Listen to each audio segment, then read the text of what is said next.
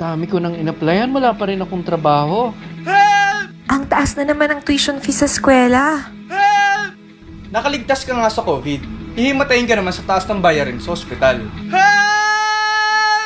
Ang party list na subok na sumaklolo sa mga kapabayang humihingi ng tulong sa panahon ng kagipitan. Piliin ang party list na nagbibigay ng malaking help sa mga problema ninyo. Help Pilipinas Party List! So, bilang leaders, kailangan matuwid ang iyong paningin. You know, public office is a public trust. Public office is a public trust means that a leader has been entrusted with public power by the people, and as an officer, he holds this power in trust to be used only for the benefit of the people, and never for the benefit of himself or of a few.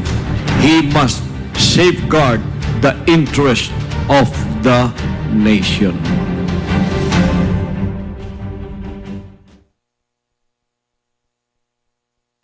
The views and opinions expressed by the program host did not necessarily state or reflect the official views and position of Sunshine Radio DZR 1026 Manila, Suarosug Media Corporation, and Sunshine Media Network International.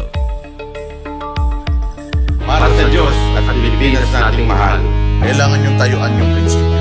Kailangan nandudong ka lagi sa tama. Para ito sa mga tunay na lalaban para sa bayan. Pagkamali, banatan. Pero pag tama naman, palakpakan natin. Yan ang Banateros, walang inuurungan. Pag tama, palakpakan. Pag mali, ay babanatan. Yan ang Banateros, boses ng ordinaryong Pilipino. Banateros ay walang makakaawan. Yan ang Banateros, walang inuurungan. Pag tama, palakpakan. Pag mali, ay babanatan. Yan ang Banateros, boses ng ordinaryong Pilipino. Banateros ay walang makakaawan.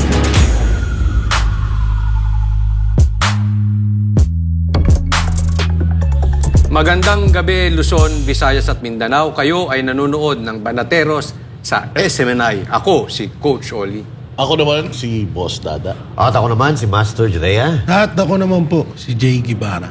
Tayo po ay live na mapapanood sa mga cable TV partners ng SMNI. Siyempre, www.banateros.com na papanood din tayo ng live dyan sa website ng Banateros. Dyan po sumusulat ang napakagaling na tatay ni Banat Bayat ni Coach Oli, si Atty. Cristobal. Napakaganda ng kanyang mga journals dyan. Siyempre, facebook.com, kapartner mo sa balita at serbisyo, sa SMNI DZR 1026 News, sa YouTube, and rumble.com/user/SMNI News. At siyempre, sa mga Facebook pages ng Banateros Brothers, ayan, at siyempre sa YouTube, si Master Judea, YouTube ni Coach Oli, ni Jay Guevara, Boss Dada at Banat Bay. Mag-subscribe po kayo, follow po kayo sa mga channels na yan dahil talagang yung mga malulupit na banatan dyan yung makikita kasi dito medyo mababait ang Banateros dito eh. Yun. O kaya ano lang ninyo, lahat ng mga social media accounts, platforms na ginagamit ng SMNI News ay inyo pong i-follow, subscribe, and share. Siyempre, kung gusto nyo ng balita na walang kinikilingan, balita na totoo, at balita na walang karga, dito lang po yan sa SMNI mga partners. Ay. Coach Oli, kamusta naman? Ang iyong ano ba ngayon? Miyerkules. Miyerkules. Oo, Miyerkules. Naku po, ano ba mga issues na mainit ngayon? Abay, pero before anything else, yung ating subscriber sa Amerika na si Sacramento, si Jake Arzobal, ay birthday niya ngayon. Kaya happy birthday sa iyo, bossing. Yan ang nagbigay sa atin ng Bass Pro Shop sa Zumba. Ayun, happy birthday. Na-meet natin yan dyan sa American. Tagpunta tayo dyan, and talaga namang lagi daw siyang nanonood sa atin. And ano yan, actually taga Cavite yan. So, happy birthday sa iyo. Happy birthday. Birthday, bossing. Mabuhay ka. At chinat niya ako, buti nagustuhan mo yung cup, sir. Sabi sa syempre, ang ganda-ganda ng cup. Oo, napakabait niyan ng tropa pitch natin yan. At ina-expect nga niya na sa susunod na balik natin doon, magkakasama na tayong lahat. Napakaraming mga Banateros na nandiyan dyan. And updated sila mga bossing actually sa mga issues na nangyari sa bayan natin. ano nga mainit na issue pa rin yung sa nangyari dyan sa may peaceful rally ng INC. Iglesia ni Cristo. Oo, ano mo sasabi niyo dun sa sinabi ng mga vloggers ni BBM o mga vloggers na pro-administration, nahakot daw yung mga yan. Kayo ba, sa na-experience ninyo, sa mga nakita ba ninyo nung nagpunta kayo doon? Tingin niyo ba hakot yan? Well, sa akin, ito po ay utos ng pamunuan ng Iglesia ni Cristo. Ang sabi nga nila, katulad ng sinasabi nila, pag ang pamunuan ng Iglesia ni Cristo ang nagsalita, iisagalaw niyan. Okay, iisagalaw. So, ibig sabihin, kapag pinapunta sila dyan, hindi yan ibig sabihin inakot. Sila ay sumusunod sa pamunuan ng kanilang kongregasyon. At marami po ako na kamag-anak na Iglesia ni Cristo.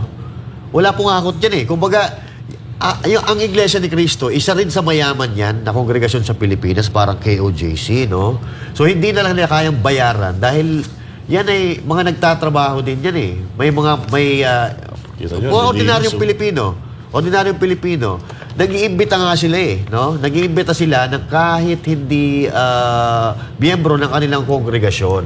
Dahil ito ay panawagan para magkaisa ang taong bayan para sa kapayapaan at pag-unlad ng ating bansa. So, wala naman tayong magagawa dito, mga partners. Yan naman talagang sasabihin nila kasi marami ang tao. Oo. Hindi nila kayang tapatan yan. At yung sinasabi nila na ito ay tawag dito, pag-suporta kay BP Sara Duterte, gusto kasi nila paniwalain yung mga tao, mga partner, na si BP Sara Duterte ay may nalabag na batas ng Pilipinas. Kung may nalabag na batas na batas si BP Sara Duterte, sana nakakulong yan. Diba? Ganun lang kasimple. Tsaka ako, paulit-ulit ko na pasasalamatan ng Iglesia ni Cristo, no? Dahil dito sa matapang na hakbang nila, sa paglulunsan nitong rally na ito, partner, ang daming namulat ng mga kaisipan dahil sa rally na ito. Coach Oli, tingin mo ba sa iyong nasaksihan nung tayo nagpunta dyan nung weekend, ay hindi, actually nung Monday, ikaw ba nakita mo na hakot ito? Actually, nung hindi ko pa nakikita, alam ko na agad na hindi hakot. Kaya itong mga kabataan, siguro ang mga nagsasalita niyan, yung mga trolls o yung mga kabataan na vloggers or yung mga walang alam, or siguro pwede natin silang pagpasensyahan kasi hindi nila alam. Pero kung ikaw'y matanda na, alam naman po natin ang galawan ng Iglesia ni Cristo. So, doon pa lang makikita natin, the fact na black voting sila. So, ibig sabihin, iisa ang galaw niyan. May sistema po yan Kaya napaka-ignorante nung mga nagsasabi na ito ay hakot, ito ay hindi patungkol sa gobyerno, hindi ito patungkol kay Bangag, hindi ito patungkol sa resign, kung sino, ano-ano. May wala silang hindi nila alam. Hindi nila, bagamat tayo ay hindi naman miyembro ng Iglesia ni Cristo, pero naiintindihan natin, ito'y malabo sa hakot, Boss Dada. Jay Guevara, syempre tayo nagpunta dyan. Sinasabi nila hakot. So, when you say hakot kasi, parang ini-imply, binabayaran or merong benepisyo na nakukuha. Sa dami pa naman ito. My goodness, hindi mo kayang bayaran to kahit siguro yung budget ng AKAP at tupad. Hindi sapat para bayaran to mga tao na to. Jay Guevara, ano sa tingin mo? Yan ang hirap sa mga, sa mga taong bayaran, pati utak nyo, pera na Kaya, alam nyo, tuwing July 27, nagtitipon-tipon ng Iglesia ni Cristo sa buong mundo buong mundo yan kasi nila yan, anniversary. Yes. So mas dihamak na mas marami yan dyan. So kung doon pa lang hakot yan, katarantaduhan na yun. Ang Iglesia ni Cristo, palagi natin nakikita yan na ganyan talaga yan pag nagsama-sama, pag nagpulong sila. Yung pagkakatanda ko nga is July 27 ng kanilang anniversary na nangyayari yung mga ganyang event. Tsaka ito, sasabihin yung ni-recruit, tama ba? Hinakot. Oo. Alam nyo yung gawain nyo, yan ang hirap kasi sa kanila Takot sila sa sarili nilang multo. Kasi palibasa gawain nyo yan Tsaka sa kanila, may ebidensya. At nakita natin yung kung paano sila magbayaran. Doon sa Bonifacio, sa Fort Bonifacio Ah. na inaabutan ng pera yung mga matatanda. Tayo may ebidensya. Pero wala silang ebidensya na tayo ay Ano, Iglesia ni Cristo. yung Iglesia ni Cristo ay nangako. Tsaka palagi ho yan. Ako kasi lagi akong napapasama sa mga event ng iglesia kasi nga yung mga pinsan ko at yung mga kapatid ko sa side ng tatay ko ay mga iglesia. Kaya palagi akong nakakasama sa mga pagtitipon ng Iglesia ni Cristo lalo't pag may mga katunyan, anniversary. So, yan kasi malabo talaga yan. Malabo yung malabong recruit yan at parang yan KOJC kapag nag-utos, kapag may kailangan mo sundin yun. Yes. Hindi pwedeng baliin mo yun. Correct. Yun ang pinaka-sagrado dyan din sa kanila. Kaya kalokohan yun. Siya sabi nilang ganyan. Tsaka mga partners, hindi lang ito ngayon lang nangyari. Nangyari ito nakaraang taon. Ilang beses na nangyari, nagtipon-tipon ang Iglesia ni Cristo. So, ibig sabihin ba nito yung mga dati hinakot din?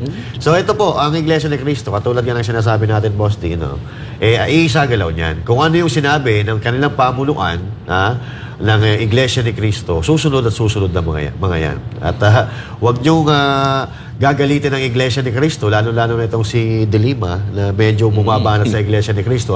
Parang ka nagtampo sa bigas, ma'am. Palagay ko, babawi yan. Aatras yan doon sa kanyang tinuran. Kasi instinct na nila yun Na-feeling kasi talaga nila, this rally is for the Dutertes. Pero klarong-klaro naman dito sa stand ng Iglesia ni Cristo na itong rally na ito ay para sa kapayapaan. Wala naman silang mga politiko na binabanggit dito. Yung kanilang mga binibitawang salita dito sa dito sa kanilang mga speeches ay patungkol naman dun sa mga issues ng bayan natin. Pero one thing is certain dito.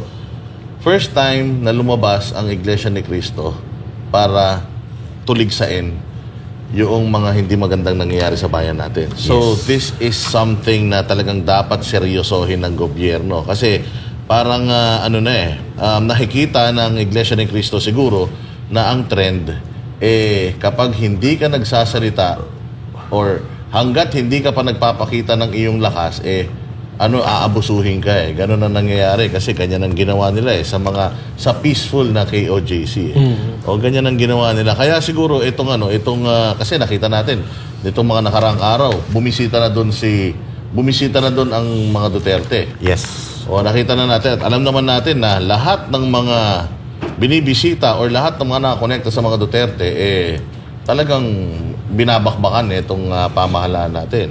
O kaya itong mga Iglesia ni Cristo ngayon ay tumayo na sila at inunahan na nila na huwag niyong gagawin sa amin yan kasi ganito karami at ganito kami co-organized. Di ba? O Jay Guevara. Tsaka mga BBM supporters ang nagpapakalat ng issue na mga nirecruit nga daw yan. Tingnan nyo ba naman kung hindi ba naman itong mga to. Umaalala nyo, si Senior Marcos, nagsalita yan about sa iglesia. Huwag mong gigisingin ng higanting natutulog. Yan. Juan Ponce Enrile, nagsalita din yan sa mapatungkol sa ganyan. So kung isipin nyo, mismong tatay ni Marcos Jr. Talagang naniniwala sa pagkakaisa ng mga relihiyon, bakit hindi pinaniwala or bakit hindi kayang paniwalaan ng anak?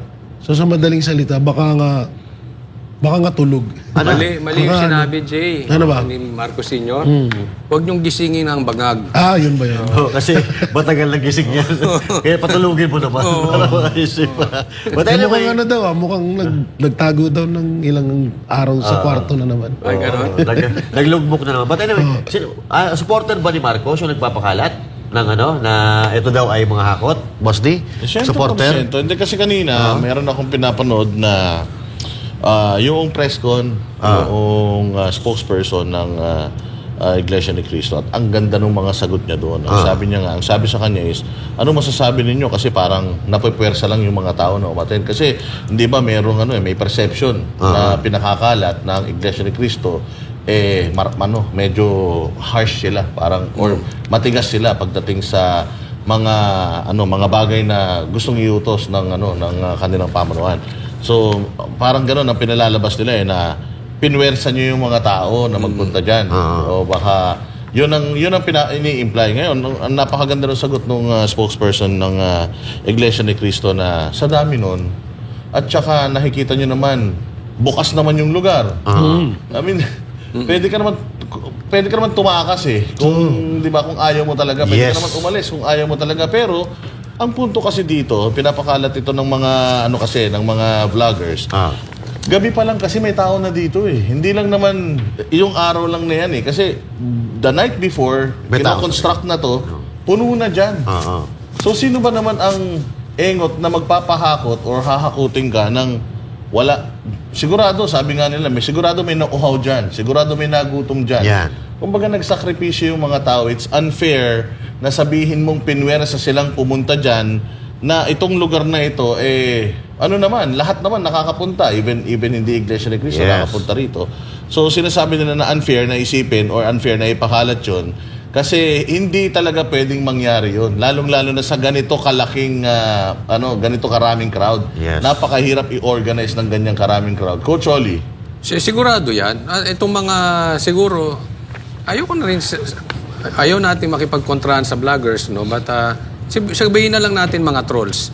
Hindi naman nila kasi itong mga trolls, meron naman natatanggap yan na instruction. So, hindi nila alam yung sinasabi nila. Ito, instruction. Ito, sabihin nyo, hindi natin kayang gibain etong dami. So, gigibain natin sa ibang, katulad ng unang paggiba nila is, wala namang sinabing resign bangag. Wala namang sinabing ito ay para sa Duterte. Yun ang una eh. Ito, meron na namang pangalawa na hakot naman din.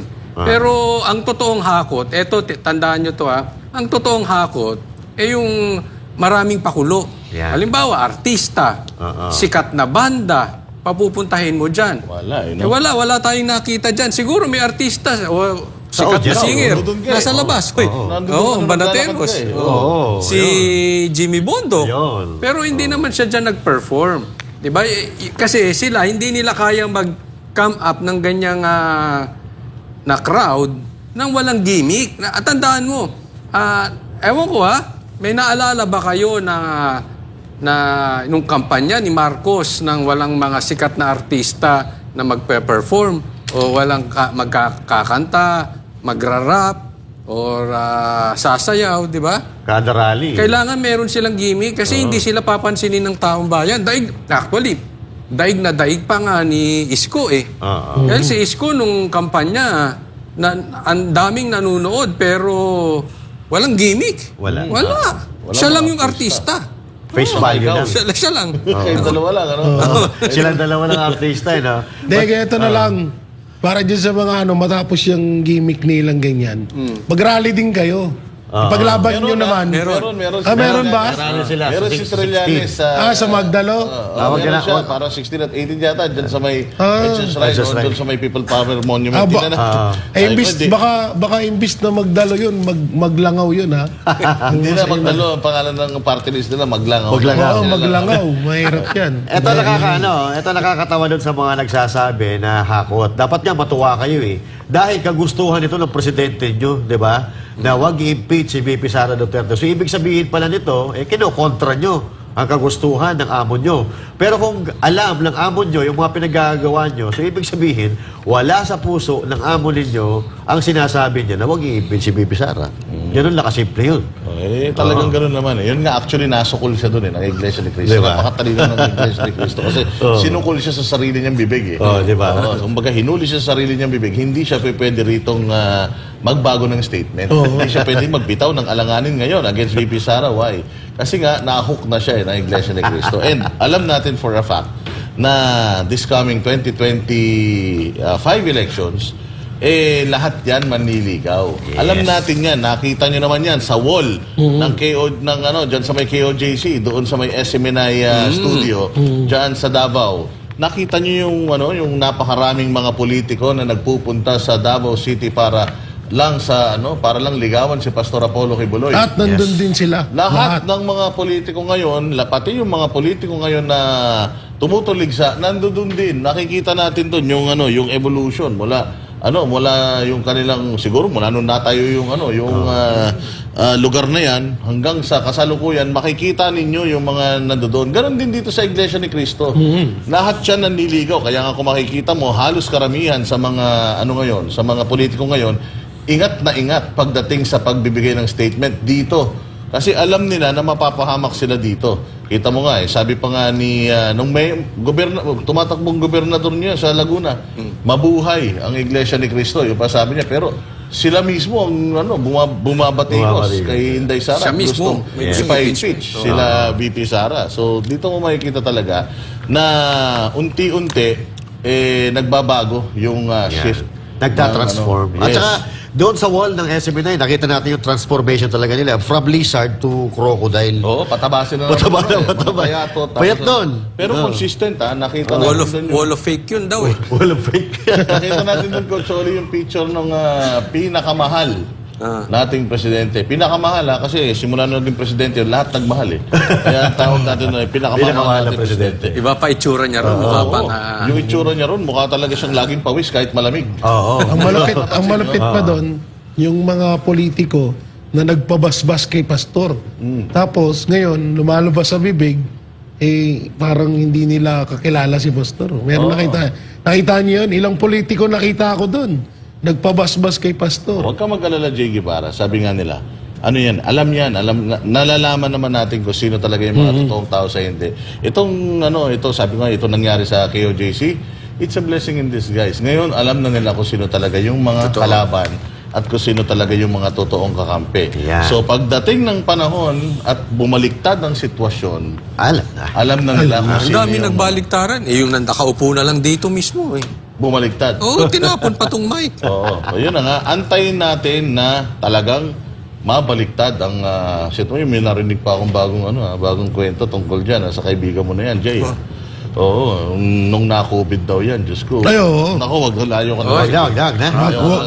Wag nyo na akong simulan. Baka tapusin ko. On the other hand, mga partner, meron tayong balita at patungkol doon sa nasayang na mga balotang grabe. Medyo mabigat yun kasi 6 na milyon na balota yun na kailangan nilang sirain. Pero, bakit nila sisirain? Kasi nga naman, official ballot yun, Coach Oli. Ang problema rito, ang COMELEC, tawag dyan, maaga silang nag-imprenta. Kasi sabi nga nila, this is a good development. Dahil dati, nagsisimula mag-imprenta, late na, naghahabol. So ngayon, maaga sinimulan. Ang problema natin, mga bossing, merong mga silang tinanggal, tapos, nag-appeal sa Korte Suprema. Pinagbigyan nag-print na sila, biglang nag-rule ang Korte Suprema. So, nabasura ngayon yung ipinrint nila. And we are talking about 150 million Grabe. pesos na nasayang.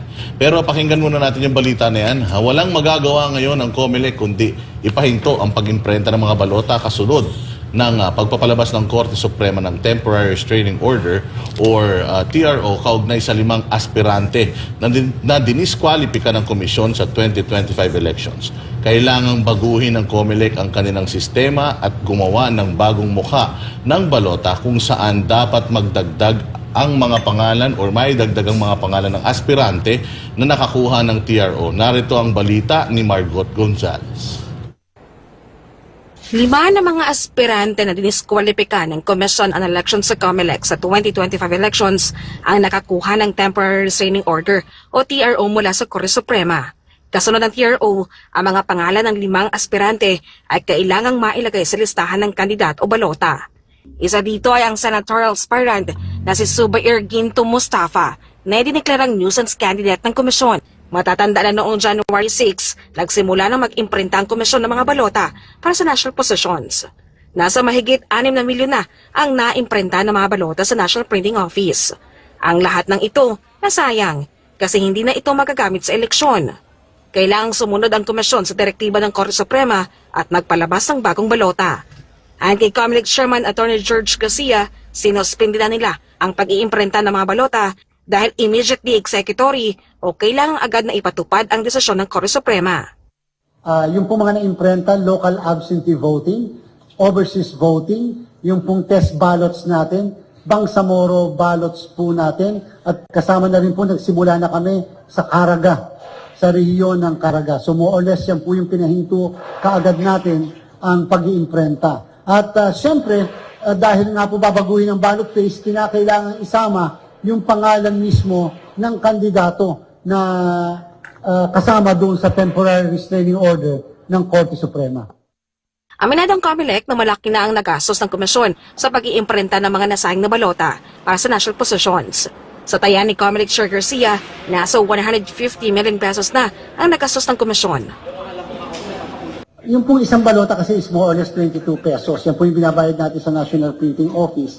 Siyempre po, may mga kasamang papel, yung ink, at siyempre napakadami po namin, daan po yung tao namin doon sa National Printing Office na pinag-o-overtime namin. Meron po kaming day shift, meron po kaming night shift na sinesweldohan po namin, at siyempre meron po overtime payments din. Posibleng magbabago ngayon ang numero ng balota ng ilang mga senatorial aspirant kasunod ng paglalagay sa pangalan ng Mustafa at ang pag-aalis ng pangalan ni Chavit Singson na nagpahayag ng pag-atras sa pagtakbo.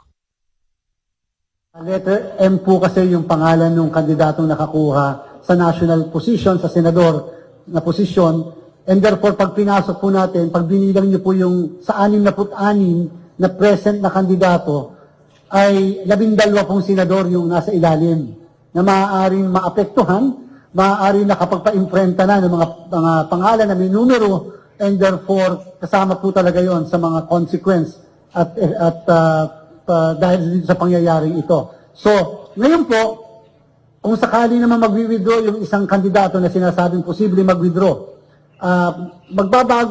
magiging 66 pa rin yung kandidato.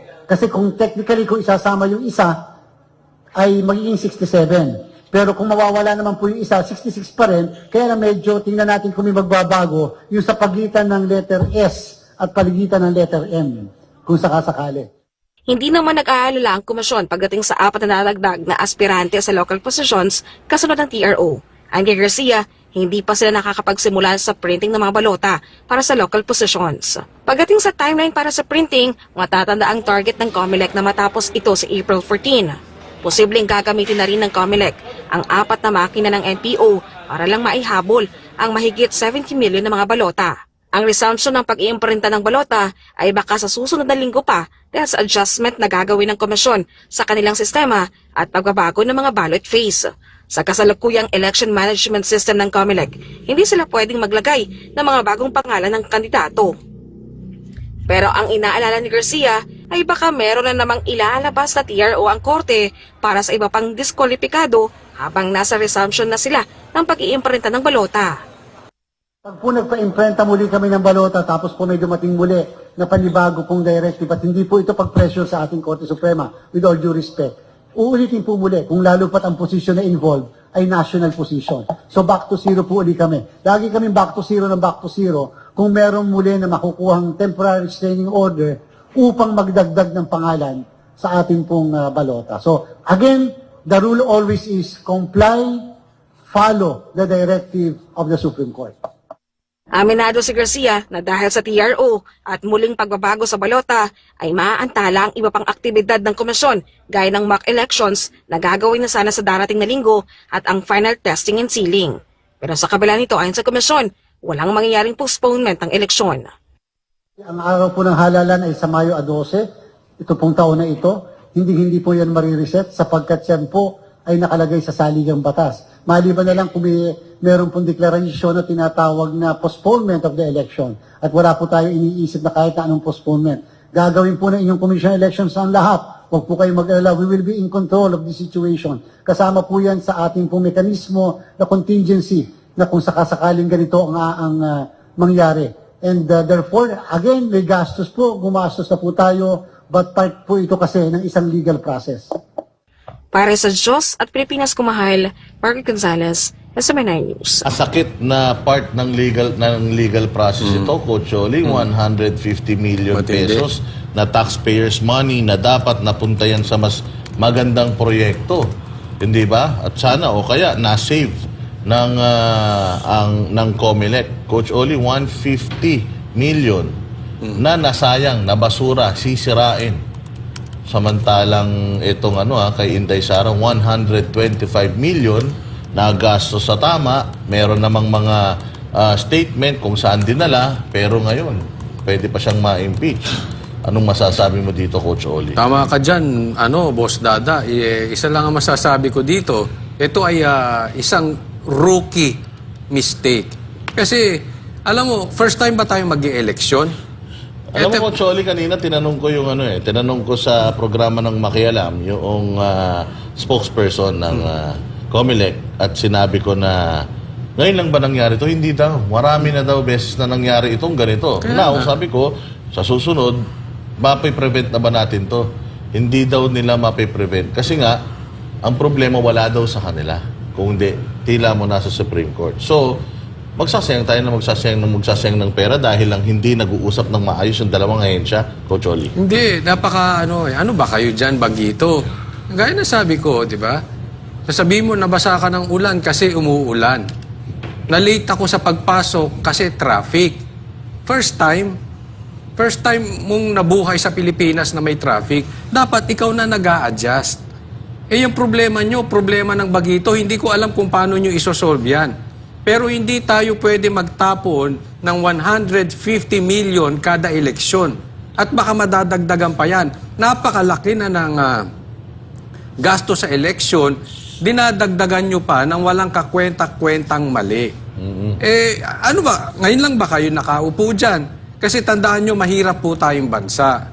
Yung margin of error natin, dapat nagtitipid tayo na yung mga kakaunting resources natin ay dapat napupunta sa mga dapat kalagyan. Yung iba nga napupunta na sa bulsa ng mga politiko, tapos magsasayang pa tayo ng papel ng ganyan. Can you just, once and for all, solusyonan na yan ng hindi tuwing eleksyon, problema natin yan Para naman tayong, para kayong, ano silbi nyo dyan? Para tayo, sabi nga, para tayong in-check at hapon.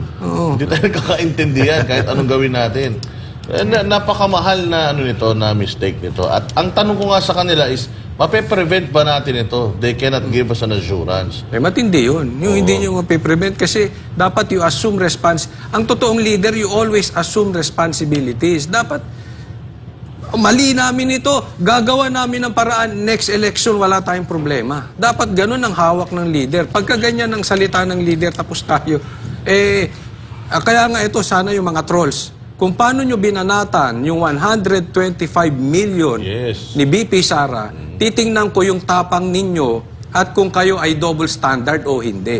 Banatan nyo rin to kasi mas malaki ito Di ba? Kung hindi nyo kayang banatan ito, wala talaga kayo. Trolls lang talaga kayo, partners.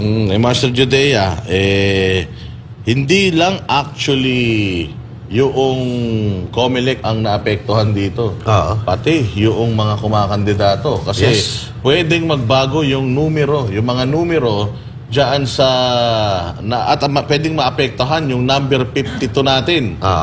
Imaginein mo na imprenta na tong na to. So pati private sectors, pati mga private individuals, dahil sa pagkakamali nyong ito, apektado. So nakapag-imprenta na tayo nito, pwedeng maging number 53 pa si Pastor Apollo Kibuloy sa balota. So imagine mo yung mga napakarami na nating mga ginawang paraphernalia.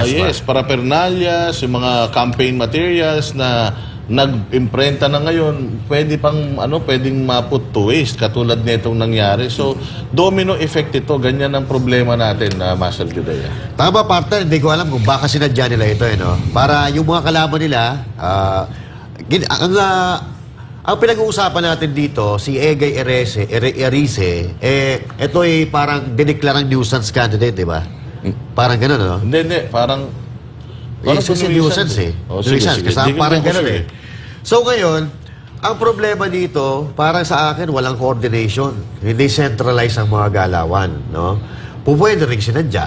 Kasi, kung matatandaan ninyo, mga kababayan, nagdeklara ang COMELEC na hindi nila uhulihin, hindi pananagutin yung gagawa ng mga paraphernalias, ng mga tarpaulin, okay lang.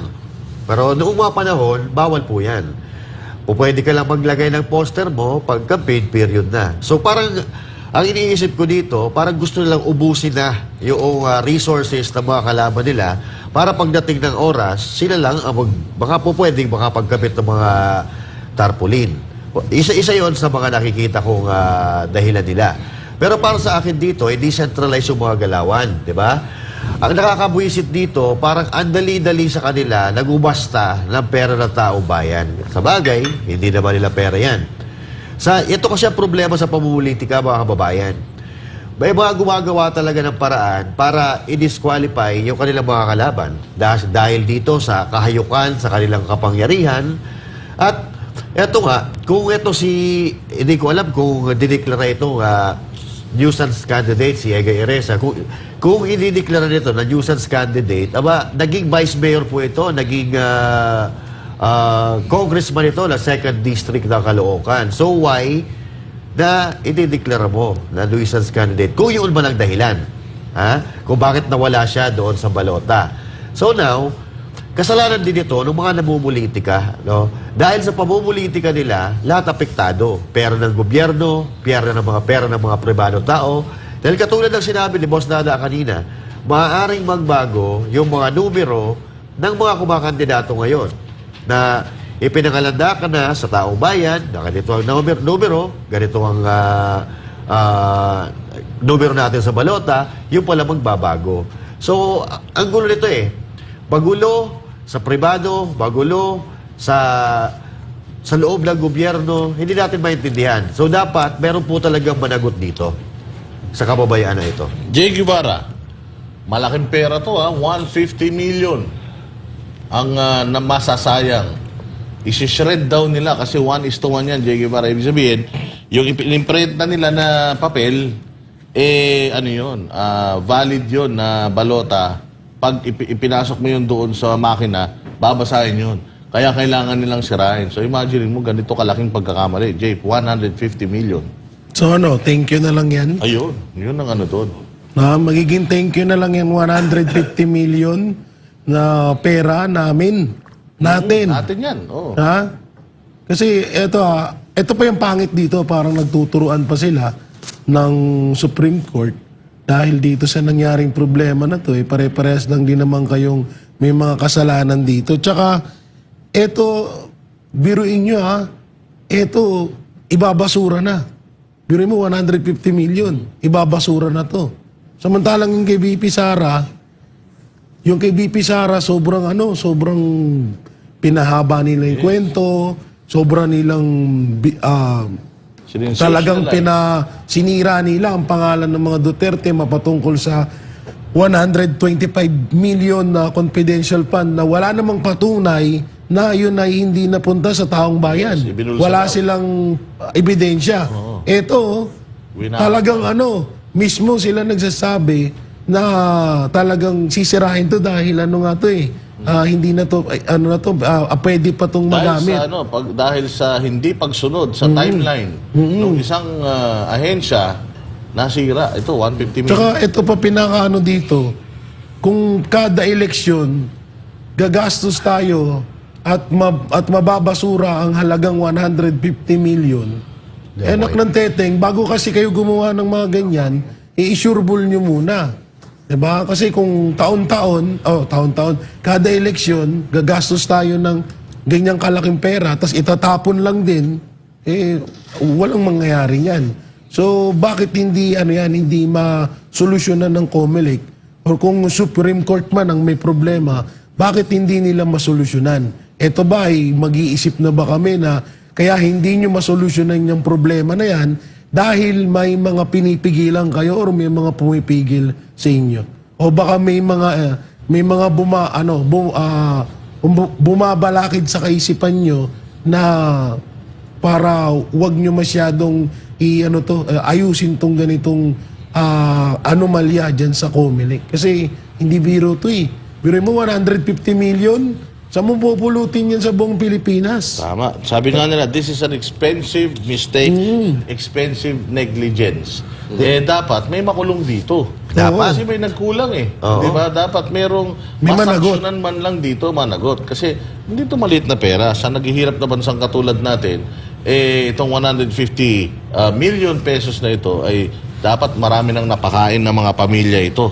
Hindi ba? Pero boss Dapat Dada, may dugtong ko lang ha. Alam nyo na panaginipan ko nung mga nakaraan ko. Ako matindi yan. Panaginip na yan eh. Diyan daw nagmumula yung dayaan eh. Sa? Diyan sa mga di umanong ibabasurang mga balota. yan. Di umano. Pero panaginip lang Maganda naman yan, to ha? ha. Sana maipakita nila na sisirain talaga yan. May punto ka dyan. No? May punto ka Baka dyan. memea, hindi sinabi nila sinira na namin. Tapos yung pala. No, dyan. Ano yan eh, natutulog ako nung tanghali, napanaginipan ko yan. Diyan daw nagmumula yung dayaan. Kasi kung kada eleksyon, di ba sinabi ng COMELEC, na kada eleksyon daw, hindi daw nila ma-perfect yan.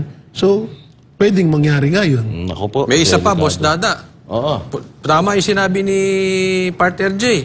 Pero posible din niya, baka mamaya, makita na lang natin yung mga ibang naka-tricycle dyan, baka nakapatek na yan. Kasi kung paulit-ulit sabi nyo nga, dapat sirain yan. Malay ba natin kung overvalued yan? Malay natin kung talaga yan ay 150 million. Hindi tayo sa nagbibintang. Kaya lang nakakapagtaka kasi yung paulit-ulit na mali. Coach, ano to 6 million. 6 million na papel to Oo. So, makikita ba natin talaga yung mabibilang natin kung 6 million? Malay natin. Tama si Jay, pwedeng, balotang pandaya. Pwede nyo rin yan sirain sa harapan ng maraming tao. Pwede nyo ganun, iladlad nyo dyan. Talino talaga ni Jay. Diba? Ang klase. Para mas maganda. Kasi sa panahon ngayon, hindi na pwede yung puro kuda lang na walang ipinapakitang ebidensya. Master. Nakamute ka, Master. Baka bigla may artista pa na sila, no? Ang masamahan pa dito, mga partner, baka sinadya. Di ba? Baka sinadya, pasobrahin natin, magagamit natin. Ito, katulad, idugtong ko na sa sinasabi ni Jay. Pero wag naman Bakit sana. ka ba nagdududa? Nagdududa ako kasi kaduda-duda gobyerno ko yun eh. Yun. Walang sinasabing, walang yung mga sinasabi nila, yung tama, actually walang tama eh. Hindi Walang kasi tama baka sinasabi ng mga nanonood na yung Banateros na to, wala ka nang ginawang mabuti. Lahat na lang may nasisilip sila eh. Ang punto nga kasi dito, ang hirap magtiwala kapag mambubudol yung mga nakapwesto eh. Yan. Ang dami na ipinangako. Iba yung sinasabi na maunlad daw ang Pilipinas, maganda ekonomiya, pero iba naman nararamdaman ng Pilipino. Kaya tanong tayo ng tanong. Lagi tayong nag-aabang kung totoo ba talaga itong sinasabi na. Kanina natanong ko, mga bossing, kasi importante ito eh. Itinanong ko pati sa COMELEC yung Salite, bakit biglang nawala ng kalaban itong si... Future Prime Minister. Yeah, future Prime Minister Martin Romualdez. Bakit biglang nawala? So, sinagot naman nila na itong kalaban daw ni Prime Minister diyan sa Leyte ay bumoboto sa Sampaloc, Manila. And bumoboto doon, nung 2022 doon din daw bumoto at 50 years na daw siyang nandoon. So, hindi daw totoo yung kanyang address doon sa Leyte, kaya nila dinisqualify. And inabisuhan naman daw nila ito, in-advise naman daw nila, hindi naman daw siya nag-file ng petition sa Supreme Court na ipaglaban yung kanyang stand para makatakbo diyan sa Leyte. So, ayun, kaya talagang na-disqualify siya. In fairness, So, sa madaling salita, congressman na naman siya. Oo, gano'n na nga. Kasi parang walang kalaban eh. Wala nang kalaban eh. Technical yun, ang tawag doon, partner. Oo, na technical. Pero ito ang idinidiin nila lang sinungaling. Ang sabi, 52 years na nakatira doon. Pero, ang kailangan mo lang naman, 1 taon mahigit, no? So, ginawa nilang issue yun, pero wala tayong magagawa doon. Talagang kasama talaga sa batas yun eh. Masasagasaan talaga siya doon. Pero, hindi yata nga siya nakarehistro eh. Hindi nakarehistro okay lang doon. naman siguro nga kung talagang meron siyang proof na rehistrado ako dito. Kasi kahit bumoto siya noong 2022 sa Pampalo, kung nagparehistro siya noong 2023 doon na sa Leyte, o so 1 taon na yun. Ano na yun? Okay na. Valid na. Kaya kailangan ipagtanggol niya yung sarili niya. And linawin niya yung issue na to. Kasi sayang, napakaganda sana ng chances niya, napakalaki ng chances niya manalo dahil alam naman natin, isa sa most hated para sa akin na politiko. Itong congressman dyan sa Leyte. Si Martin Romualdez kung talaga. most hated, sabi nila si General Torre sa Pilipinas, siguro second most hated yan. Yes. Third most hated siguro si Abalos. Yes. Ang sabi ni di ba? Ang sabi ni yung kausap niyo kanina, yung attorney na taga-COMELEC, sabi, nagsinungaling kasi siya eh. Samantalang ito si Marcos Jr. napakasinungaling, ba't yung tanggalin yan? Hindi, tsaka ano yan, meron yan kaso na tax evasion. Yes, oo. So mabigat yun. With moral turpitude, sabi nga niyan. Yan. So talagang ano yan, napakatindi ng mga yan. At naku po, ano pa, ang mga balita natin, marami. Pero boss da, nagtataka ako dun. Dun sa sinasabi nila nagsinungaling or na-disqualified yung kalaban ni future Prime Minister Martin Romualdez. Alam niyo kung bakit? Kasi isipin niyo sino ba naman na tatakbo ka ng bilang congressman dyan sa lugar na yan nang hindi mo isusure yung mo? Hindi ka nakakasure kung tanggap ka ba or dun sa iyong sa iyong tag dito, yung kung nakarehistro ka ba o hindi. Nakakapagtaka lang na sa dinami-dami namang gumagawa rin ng ganon, bakit doon pa napatsyempo? Meron dyan sa sa Negros Oriental. Oo, balita ko, yung asawa nung na mayapang gobernador, tumatakbong Natumbok mo. tumatakbong congresswoman sa distrito na malayo sa Pamplona kasi siya ang mayor ng Pamplona Tapos tumatakbo siyang congressman sa distrito na hindi sakop nung naging mayor siya. Pero pinayagan. Marami pa, hindi lang yun. Malakas. Pero hindi na natin isa-isahin, pero marami pa. Pero bakit doon sa Tacloban, ba't parang naging big deal sa kanila? At hindi man lang muna nila pinag-isipan, bigla na lang nilang tinanggal ng ganun-ganun lang. Tsaka hindi lang disqualify yun, Partner J, cancel talaga yung COC. As if walang nag-file ng COC. Grabe. Cancel talaga. Walang po pwede mag-substitute. Kasi pagka disqualify ka, halimbawa ako, nag-file ako ng candidacy, kapatid kita, disqualify nila ako, pwede ka mag-substitute. Sinasabi kasi nagsinungaling siya sa COC niya. Yan. Kaya kinancel. Bakit? Yun na yung sinasabi. Doon papasok yung sinabi mo na sa COC daw kasi nakalagay doon kung ikaw ba ay na-involved sa mga kaso. Yan. Or nakasuhan. Hindi. Diba? Siyempre hindi. Ang presidente natin ngayon, sinekan niya yung hindi siya nakasuhan at hindi siya nasintensyahan. Yun ang pinag-uusapan nun na sinasabi hindi, sentensyado yan. Kaya nga nagbabayad ng fine yan. Kasi sentensyado, hindi ka na magbabayad ng fine. Correct. Hindi ka sentensyado So, ewan natin. Ito yung sinasabi natin na kaya walang tiwala yung mga tao kasi maraming presidents Pero alam mo, Boss Dada, alam ko mangyayari yan.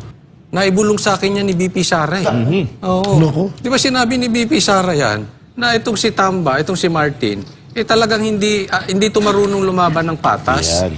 At kung hindi babayaran, tatakutin, kung ano-ano, basta ayaw nito ng kalaban. Siguro kung napaghandaan natin, dapat ikaw na tumakbo, palagay ko mananalo ka dyan kasi galit na galit ang taong bayan dito kay Martin. At kahit sino-sino, siguro dapat si Trillanes dyan na tumakbo, may pag-asa pa kaysa nagkalookan ka, Trillanes. Nagtatawag si Trillanes sa EDSA.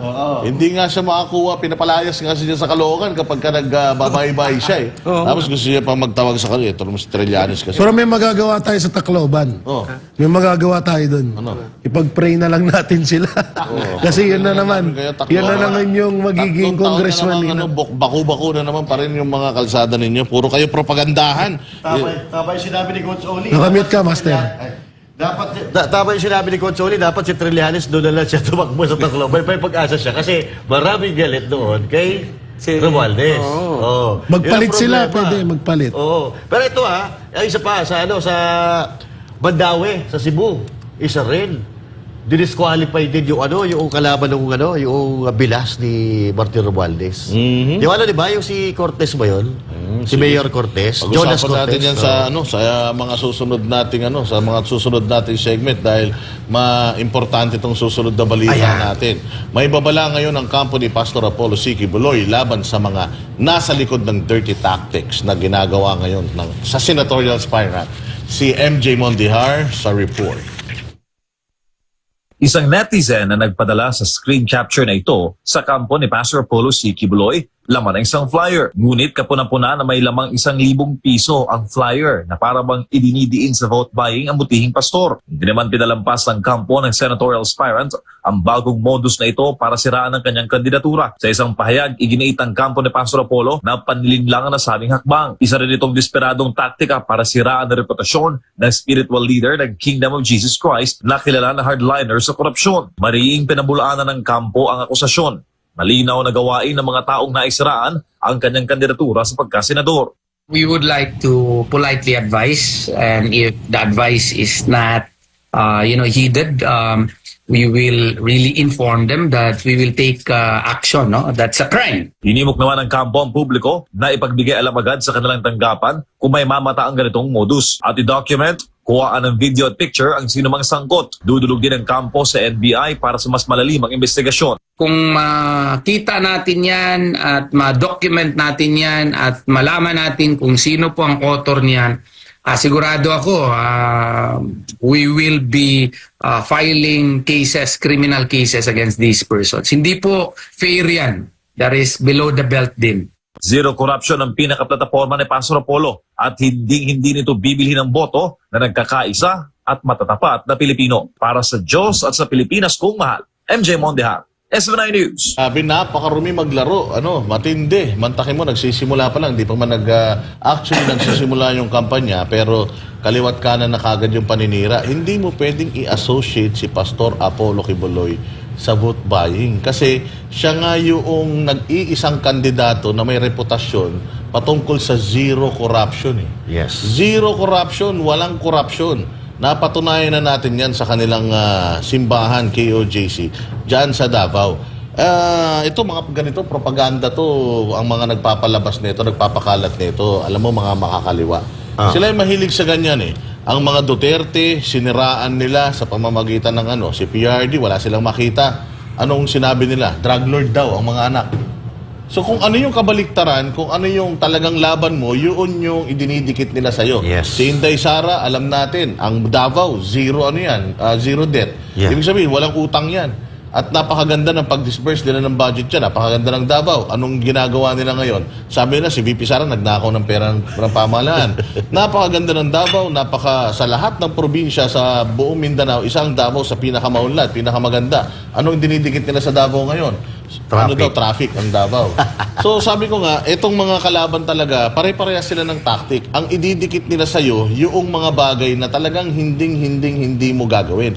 Itong corruption na to, negative to. Hindi to gagawin ni Pastor Apollo Quiboloy. Tayo yung makakaano niyan. Tayo ang makakapagpatunay niyan. Kasi sabi ko nga sa inyo, nagpupunta ang mga tao sa mga cleanup drive since 2005. Cleanup drives, yung mga pagtatanim, yung tree planting activities, wala tayong nakikita dyan na nagkakaroon ng bayaran. Kayo ba? Yes. Sa mga nakikita nyo, sa mga na-experience nyo, nakikita nyo ba na nagkakaroon ng abutan dyan ng mga kung ano-ano pagdating sa mga cleanup drives? Ako kasi nakasama ako isang beses, wala akong nakita. Pagkatapos ng aming cleanup drive dyan sa May Malabon, dire-diretso, nagsialisa na kami lahat. Wala eh. Walang ganun eh. Abutan ng basura. Abutan ng basura, meron. Yan, pwede. Abutan ng puno, meron. Napaka-imposible na idikit natin to kay Pastor Apollo itong mga ganito. Ito lang masasabi ko sa lahat ng mga nagkakalat ng mga ganitong peking impormasyon katulad kay Pastor, ang gaba, dili magsaba. Yan. Matindi ang karma niyan, mga partner. Kung makikita ninyo, marami ng mga bansa ang nakarma, nakarma ang Hawaii noong may ginawa sila sa KOJC compound. Ano nangyari sa Hawaii? Nasunog.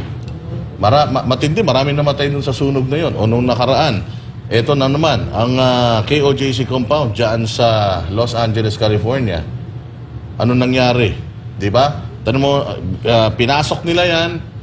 Tapos siniraan yung compound na 'yan. Napakarami daw mga nangyayaring slavery diyan, kung ano-ano.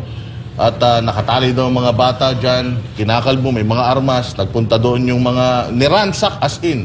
Kung ano yung nangyari sa Davao, nangyari to sa LA. Pero ibang klase sa Davao. Kasi yung sa LA, isang maghapon lang, in-interview sila and then nag-apologize sa kanila yung pumasok doon dahil walang nakita kahit ano. Kita nyo anong nangyari sa LA. Nasusunog ang LA ngayon at papunta. Alam ba kung saan papunta? Nevada. Papunta kung saan ang lugar kung saan namamalagi yung mga nanira kay Pastor Apollo Kibuloy. Tuloy-tuloy pang nasusunog yan. Yang ano na yan, yung lugar na yan. And kaya nga sabi ko, delikado eh. Kung itong mga nangyayaring delubyong to sa mga lugar kung saan nababoy itong simbahan ni Pastor Apollo Kibuloy, matindi yung nangyari dito sa Davao, mga Sunod-sunod ang bagyo. Sa Davao. Kasi nung nangyayari to kasalukuyan, yung siege. Sunod-sunod ang bagyo. We are talking about 16 days na dinedesecrate, sinisira, binababoy nila yung compound, religious compound ng KOJC dyan sa Davao. So, delikado talaga to. Kung ako sa inyo, linisin ninyo kayo mismo, alam ninyo, malinis ang pangalan ni Pastor Kibuloy sa mga ibinibintang nyo sa kanya. Alam nyo lahat yan na hindi totoo yan. Kayo mga nag-aakusa, may panahon pa. O magsisi kayo, mag-apologize kayo, linisin ninyo kayo mismo ang pangalan ni Pastor Apollo Kibuloy. Baka sakaling maaligtas kayo. Coach Oli. Para sa akin, ito ang tunay na survey. Itong ginagawa kay Pastor Kibuloy. Ibig sabihin, itong malakas talaga si Pastor Kibuloy. Mananalo. Kaya nga, lahat ng paninira at lahat ng pangungontra sa pagtakbo ni Pastor Kibuloy, ginagawa. Yan talagang sign na talagang mananalo si Pastor Kibuloy.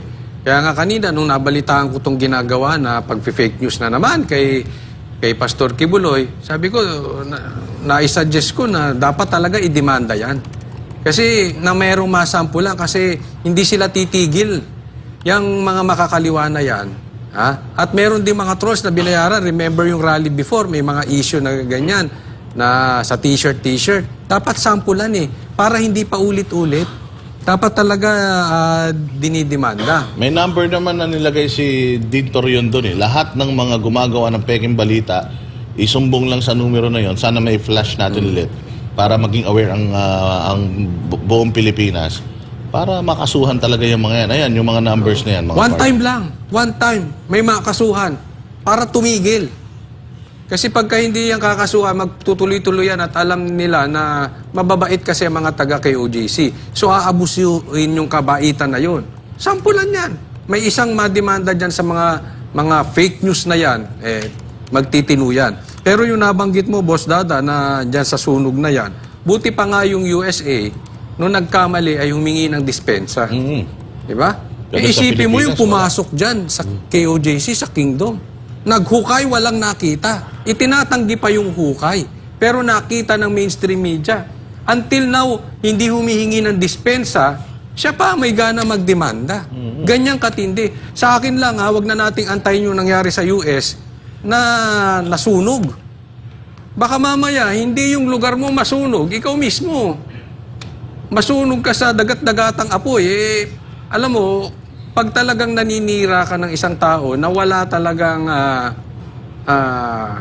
ebidensya at wala namang katotohanan, wala namang masama humingi ng dispensa. Diba? Nagkamali. Binutas namin ito. Wala talagang nakita rito.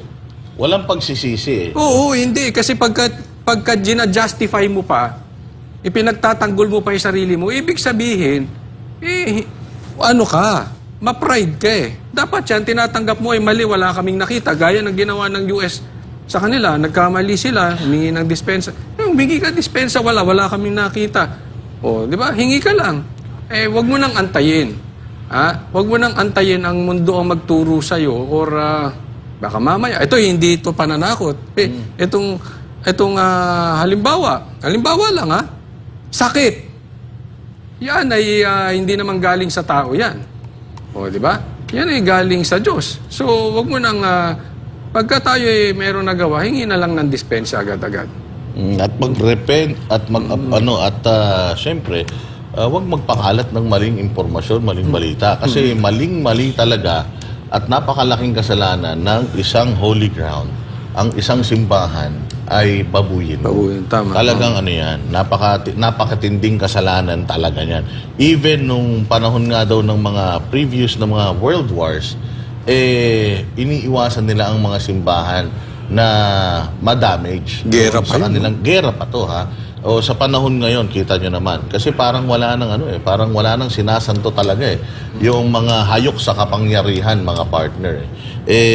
Master Jedea, dadagdag ka. Eto, no? Sabi nga nila, yung puno na hitik sa bunga ay talagang babatuhin yan hanggat sa matumba. Ito, nararamdaman na nila ang power ni Pastor Apollo Kibuloy at nararamdaman nila na mananalo si Pastor Apollo Kibuloy. At doon sa mga bumabalasubas sa kay OJC, bumabalasubas kay Pastor Apollo C. Kibuloy mismo, tama yung sinabi ng mga kapatid ko dito, mga partner.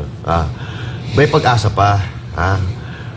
Humingi kayo ng sorry kay Pastor Apollo Kibuloy. Dahil ako, naniniwala ako na nangyayari dito sa ating bansa dahil yan sa hindi maayos na pamumuno ng ating gobyerno, na pinababayaan ng gobyerno or kinukonsinte ang pambabalasubas sa tahanan ng Diyos. Diba? Kaya ngayon, napakahirap na Pilipinas, dinidilubyo tayo, binabaha, binabagyo, dililindol. Alam nyo, Sabog ng bulkan. sumasabog ang bulkan, lahat nandiyan na. Dahil binabalasubas nyo mismo. Ako, wala akong particular na relihiyon eh. Basta ako, pag tinawag yan na bahay dalanginan, bahay sambahan, sacred yan. Sacred yan. So, ibig sabihin, hindi mo yan pwedeng bastusin, hindi mo pwedeng balasubasin.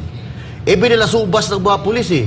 Binilasubas at tinolerate pa yan ng gobyerno. Kaya tingnan nyo, pati gobyerno ngayon, walang magawa sa kaguluhan, sa kahirapan, pagtaas na kung ano-ano, at lalo-lalo na ang natural disaster.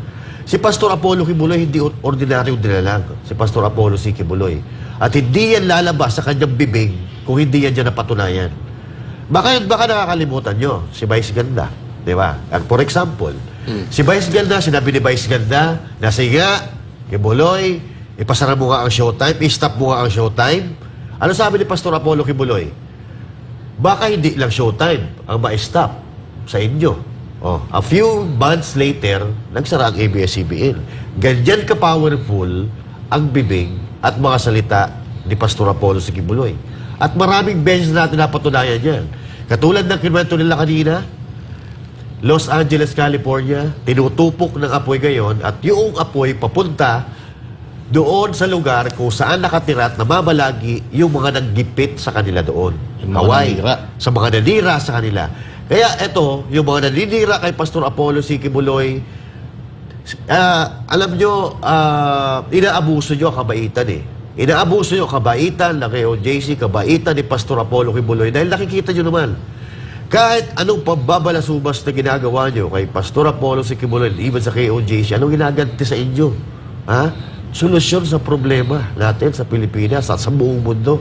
Paglilinis sa kapaligiran, pagtatanim ng puno, para maampat or mapanlaban dito sa tinatawag nating climate change. Kaya ngayon, mga kababayan, kung kayo ay nag-iisip-isip at kung kayo ay ina-analyze nyo yung mga bagay-bagay na nangyayari sa ating bansa, pumanig tayo sa tama. Tigilan ng paninira. Pumatas tayo ng laban. Patas tayo ng laban. Dahil kahit anong gawin ninyo, makuha nyo man ang hinahangad ninyo sa sarili ninyo, hindi rin nyo magtatagal. Babalikan kayo ng karma. Maniwala kayo, mga kababayan. Che Guevara, patungkol sa mga naninira kay Pastor Apollo Kibuloy, matakin mo kasi nagbahay-bahay, merong initiative ang Che Guevara, ang mga kapatid natin sa KOJC na nagbahay-bahay sila, namimigay sila ng mga leaflets kasi kailangan talaga makilala si Pastor Apollo Kibuloy. Napaka-importante kasi na makilala mo si Pastor Apollo Kibuloy, yung pinanggalingan niya, para maintindihan mo kung gaano siya talaga kagaling. Diba? So, kasi kilala na natin si Pastor Apollo Kibuloy sa bilang isang successful na evangelist. Bilang leader ng isang successful at malawak na simbahan. Pero hindi nila alam, akala nila si Pastor Kibuloy, nakilala na nila, maunlad na sila. Hindi nila alam kung saan nanggaling si Pastor Apollo Kibuloy. Kaya nag-iikot-ikot sila para ipakilala si Pastor Apollo Kibuloy sa mga tao at para maipakita sa mga tao na matutulungan tayo nito. May problema ka? Matutulungan tayo nito. Basahin mo to. So nakikita siguro nila yung mga pagkilos na yan at natatakot sila. May nag-picture. Che Guevara may 1,000 sa loob. Ano masasabi mo ron? Bago ko sagutin yan, nasusunog din ba mga adik? Oo, pwede. Nasusunog din no? Pwede. Kaya mag-ingat-ingat ka, oy. Yung about dun sa ginagawa nila kay Pastor, ang mga tanga talaga, no? Ang dami nilang pwedeng gawing issue. na ibato kay pastor, yun pa yung ano, yung pag-vote buying pa. Samantalang si Marcos Jr. nga napabilib ni pastor dun sa KOJC dahil sa zero corruption. Yeah. Tapos yan pa yung ibabato nyo sa kanya. Yung mga ganyang... Tsaka ito sa lahat po ng mga kababayan natin, kung sakali man may mga tao, kasi kahit naman sino pwede gawin to Ako pwede kong gawin to. Magpagawa ko ng ganyan, lagyan ko ng pera, ibigay ko sa isang tao, pwedeng mangyari yun. Pwede kong gawin yun. Kaya sa mga kababayan natin, kapag wag maging rin tayo sa mga nagbibigay ng ganito. Kasi sa sobrang popular nga po ng ni pastor at mga maraming kinakabahan, maraming natatakot na manalo si pastor bilang senator sa darating na 2020 sa darating na senatorial election, baka kasi mga ganitong gawain to ng mga NPA yung mga ganitong gawain na kunwari magpapanggap na isang KOJC member, mamimigay ng ganyan, tapos maglalagay ng pera. Madali na ngayon yan. Kung yung 150 nga sa Comelec, nababasura lang. Yan pa kaya, pwede nilang paglaanan ng pera yan. Yung mga vlogger nga na may mga sakit sa pag-iisip, binabayaran nila para lang para lang ikapanira kay pastor Kaya nilang bayaran yun ng 50,000 to 100,000 per month, diba? Yan pa kayang ganyang gawain. So basic na yan sa mga sa mga gumagawa at sa mga anti-Duterte at anti-Pastor Apollo Sikibuloy. So sa susunod, naman, lumang tugtugin na rin yan Ibahin nyo naman. Tsaka ito na lang, hindi ba sampal sa inyo yon na mismong presidente nyo napabilib ng pastor namin? Yun Yun yung pinaka dun. Kaya alam nyo, just yung mga ganyang gawain, kaya nga tinanong ko kanina kung nasusunog din ba ang mga adik. Kasi baka mamaya, yung wag naman sana mangyari, no? Kasi ito doon sa nasunog sa US, may isang bahay na hindi nasunog doon. Kung matatandaan nyo, may isang bahay na hindi nasunog doon. Na talagang nilagpasan ng So sa madaling salita, yung bahay na yun parang may dalawang, parang may guardian angel daw, ganun. May mga so angels. kung magkataon man na unahin ng panahon na masunog ang bahay ng mga walang ya sa gobyerno at adik dyan. Mahirap masunog. Mahirap masunog Mahirap ang ba? adik. Laging gising Laging gising, no? Nagbabantay. Hindi, iba na nga daw yung tama ngayon. Lagi daw tulog. Yun lang. Diba? Lagi nga. Sabi nga ni Kati Binag, lagi nagtatago sa kwarto. Medyo talagang bitid ng ating oras at final message para sa akin, ang gaba, di rin magsaba. You can never put a good man down. Abang-abang po tayo kung ano yung magiging final na numero ni Pastor Apollo Kibuloy sa kung anong final na maging number ni Pastor Apollo Kibuloy sa balota. At wag po kayo maniniwala sa mga paninirang puri, lalong-lalo na sa mga paninira sa pagkandidato ni Pastor Apollo Kibuloy. Wala po siyang ibang gustong gawin sa bayang Pilipinas kung hindi magpakalat lamang ng mabuti. Master Judea. Yun nga, ulitin ko itong sinabi ko, no? Si Pastor Apollo Sikibuloy nagtatanim ng puno, samantalang yung iba nagtatanim ng kaso. Si Pastor Apollo Sikibuloy naglilinis ng kapaligiran, samantalang yung iba dyan naglilinis ng kaban ng bayan. So piliin po natin yung matino, yung galit sa korupsyon, yung may takot sa Diyos, at yung may pagmamahal sa bayan. Number 52 ngayon, pero baka magbago. Pero sana hindi na. Pastor Apollo Sikibuloy, 2025 midterm election. Jay Guevara. Ayun, sa lahat ng mga nakakapanood, sa lahat po, lalong-lalo na itong napag-usapan natin about dito sa paninirang puri kay Pastor, pakishare sa inyong mga social media platform at sa inyong mga kamag-anakan, kaibigan, para mas malaman po ng iba pa nating mga kapwa Pilipino na ang tunay na pagbabalita. Sa mga videos po ng Miss SMNI at sa mga banatero, sana tulungan nyo rin kami na mapalawak pa ito at malaman ng iba pa na. Tsaka wag na wag ko kayo basta-bastang magpapaniwala sa mga balita lalo na sa ibang mainstream media. Yun lang. Mga Coach. partners, may suggestion doon sa na instead, para hindi na mabago yung lahat ng numero, ilagay na lang sa dulo. Sana nga ganun. Pwede. Oo, di ba? Kasi kinampanya na yung numero na yan. Tama, tama. Pero ako, dalawa lang ang lagi kong last message. Meron akong gustong pagtawanan, dalawa. Una, asa na yung impeachment? Pagtatawanan ko kayo hanggang ngayon, wala pa rin yung impeachment, di ba? Nakita nyo ang lakas ng Duterte. Pangalawa, may magrarally daw sa EDSA si Trillanes. Ayun, sarap pagtawanan yan. Maswerte na kung umabot ng 2,000 yan. No? Isipin mo, pagkatapos ng tagumpay na rally ng Iglesia ni Cristo, sila naman din magrarally. Tatapatan ni Trillanes ang Iglesia ni Cristo. Good luck. I-promote mo, Coach Oli, para umabot naman sa 30, pumunta. Pumunta kayo doon, ha? Kung pagtawanan nyo lang, punta kayo doon, tapos tawa lang kayo ng tawa. Para magtataka sila doon. Maglangaw. Group. Maglangaw.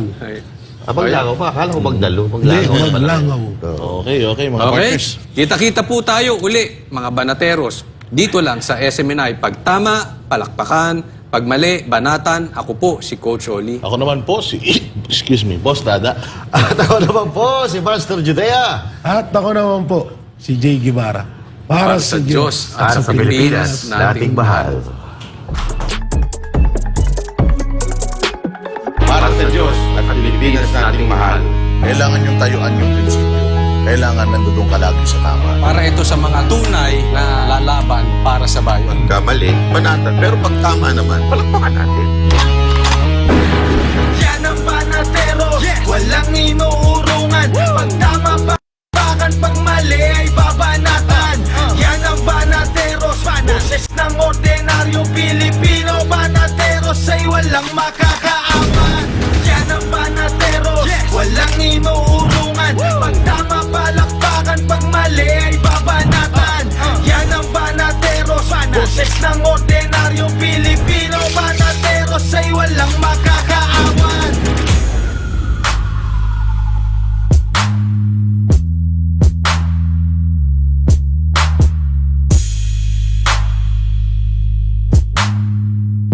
So, bilang leaders, kailangan matuwid ang iyong paningin.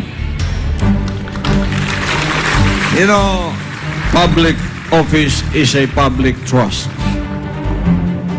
Public office is a public trust means that a leader has been entrusted with public power by the people, and as an officer, he holds this power in trust to be used only for the benefit of the people and never for the benefit of himself or of a few. He must safeguard the interest of the nation.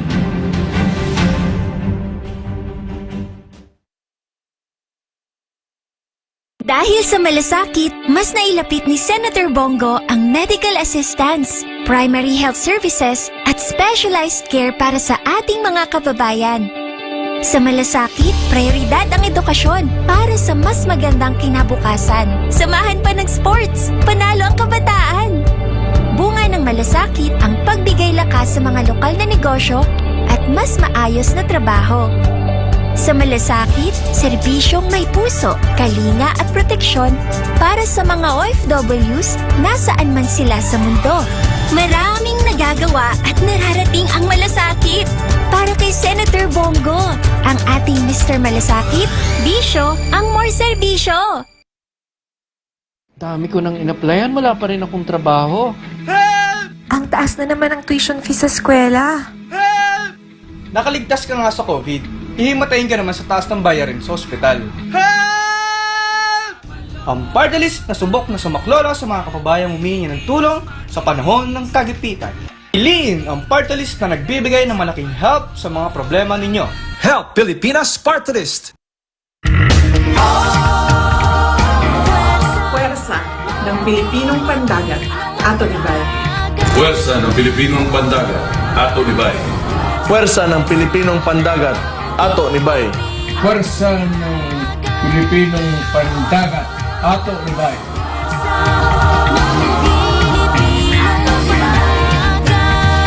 Ato PPP Party List. Tatak Duterte. Ato ni Bay. Dami ko nang in-applyan, wala pa rin akong trabaho. Ang taas na naman ang tuition fee sa eskwela. Nakaligtas ka nga sa COVID. Hihimatayin ka naman sa taas ng bayarin sa ospital. Ang party list na subok na sumaklolo sa mga kapabayang humihingi ng tulong sa panahon ng kagipitan. Piliin ang party list na nagbibigay ng malaking help sa mga problema ninyo. Help Pilipinas Party List. Puwersa ng Pilipinong Pandagat, Ato ni Bay. Puwersa ng Pilipinong Pandagat, Ato ni Bay. Puwersa ng Pilipinong Pandagat, Ato ni Bay. Pwersa ng Pilipinong Pandagat, Ato ni Bay.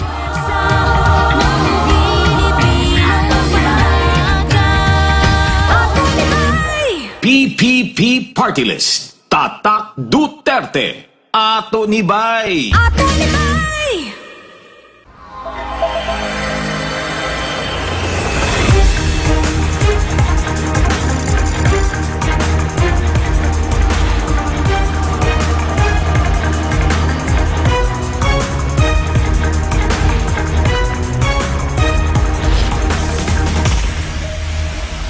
This is SMNI News Channel. Truth that matters. Subscribe to SMNI News Channel and turn on the notification bell to keep you up to date. Also visit our official social media accounts and join our community on Viber and Telegram.